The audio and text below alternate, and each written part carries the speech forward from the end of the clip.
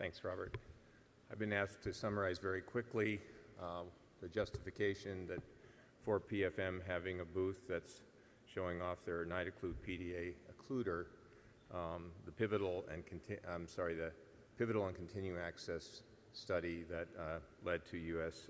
FDA approval of the device. I was their principal investigator during the study trial and the FDA process. These results are available to you in the Journal of American Cardiology, College of Cardiology Interventions in 2014 if you want to see them in print. So the NightOcclude PDA device is a second-generation device made by PFM Medical. It's made out of nitinol wire with a cone and reverse cone configuration. There are 6 sizes, a controlled delivery system. U.S. FDA clearance was achieved in August 2013, and it's currently distributed in the U.S. by B. Braun. This schematic shows how it's implanted. Most of the device is implanted on the aortic side of the ductus, and a single loop is pulled through and used to secure the device in place. Device selection is based upon D1, or minimum PDA diameter, and D2, or diameter at the aortic ampulla. And there's recommendations for device selection among the 6 devices based on those criteria. The study design, similar to the Helix, was a prospective single-arm multi-center controlled study with 1-year primary feasibility and safety outcomes. Data collection occurred before and during implant, at hospital discharge, at 6 months and 12 months post-implant.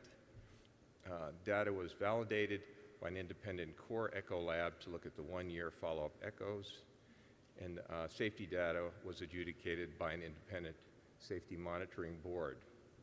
Safety and efficacy outcomes were compared to objective performance criteria, which were provided by a multi-organization advisory panel to the FDA way back in 2000.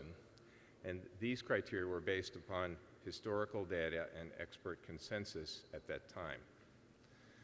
Study selection criteria basically were that the PDA had to be, minimum diameter had to be smaller than 4 millimeters, and the patient had to be a pediatric patient who weighed more than 5 kilograms. This may be hard to read, but I'll highlight it for you. 378 patients signed the consent form. 357 of these were actually enrolled in the study. 347 had technical success, and 314 were seen at the 1-year follow-up, of which 299 had clinical and echocardiographic closure. 22 patients had their last follow-up at 6 months. 20 of these had clinical and echocardiographic closure, and 11 patients had their last follow-up at hospital discharge. 9 of these had clinical and echocardiographic closure. So just some insight into patients most amenable to this device.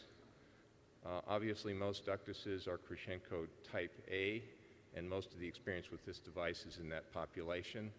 There's very little experience in type B and type C ductuses with this device, and it's not as successful for that ductal morphology.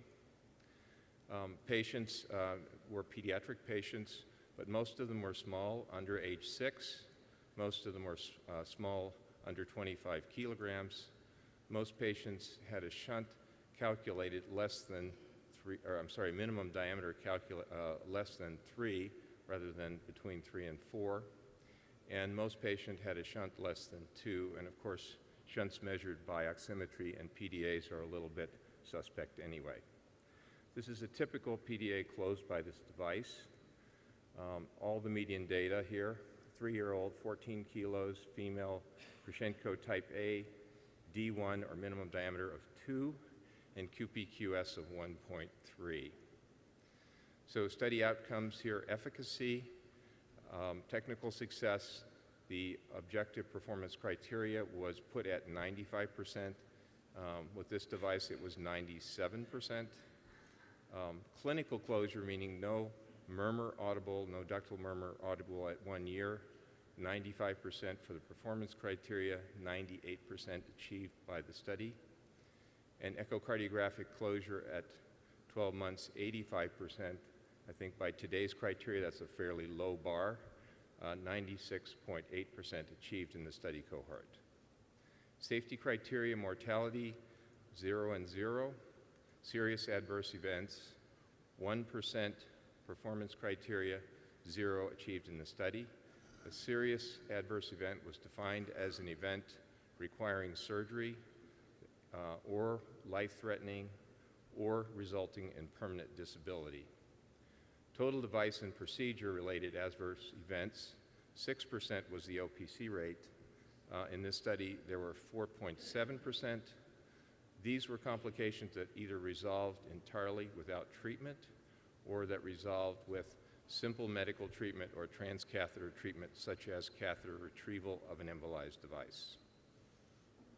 So I think the study data, at least as adjudicated with the FDA, attest to the fact that this device is safe and efficacious for closure of most small to moderate PDA.